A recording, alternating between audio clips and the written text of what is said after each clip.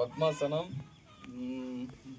இது என்ன ஆசனம்டா தெரியலையா? இது என்ன ஆசனம்? மயிலாசனம். மயிலாசனம் இதை இன்னைக்கு பண்ண போறோம். வீடியோல ஷார்ட்ஸ் பார்த்துருப்பீங்க. ஆனா இப்போ நாங்க வீடியோவா பண்ண போறோம்.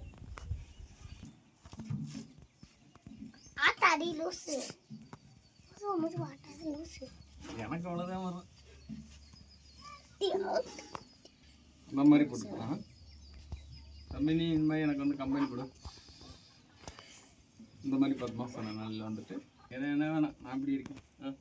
பத்மாசனம் செய்ய இப்படி வச்சுக்கோங்க. அந்த காலை போடு, அந்த காலை போடு. நான் தான் லேட் பண்ணுறேன்னா நீனுமா? செய்யி. காலை தூக்கி கையை பிடிச்சி போடு. காலை பிடிச்சி போடு. ஓகே. அந்த மாதிரி இந்த மாதிரி செய்யணும்.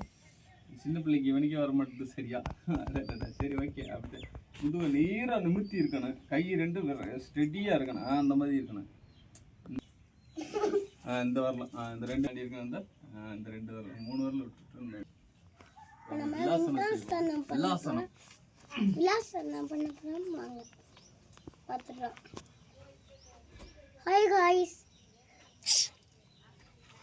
நாங்கள் 10 பேர் விலாசனம் பண்ண போறோம். நாங்கள் பண்றது உங்களுக்கு புரிஞ்சா நீங்க சொல்லலாம். ஓகே गाइस, வணக்கம். ஆசனமே செய்யலடா. இப்போ வந்து இப்படி சைடுக்கு வா.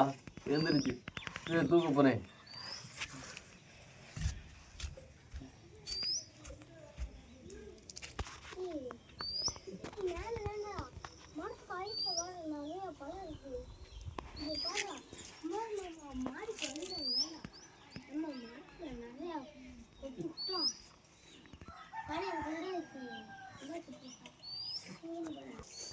இந்த மாதிரி நம்ம செஞ்சோம்னு வச்சுக்கோங்க, நம்ம வயிறு ஃபிட் ஆகுது.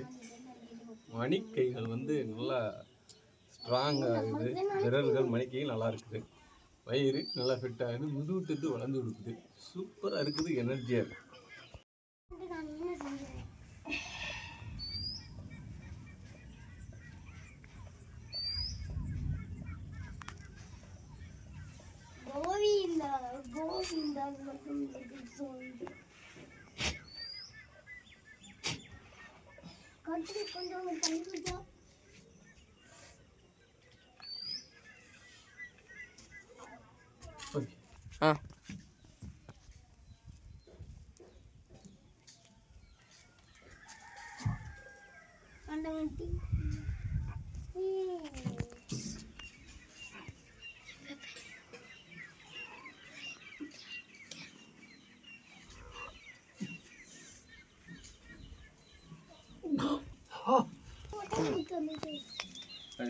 நாங்கள் இந்த மாதிரி தான் யோகா பண்ணிக்கிட்டு இருக்கோம்.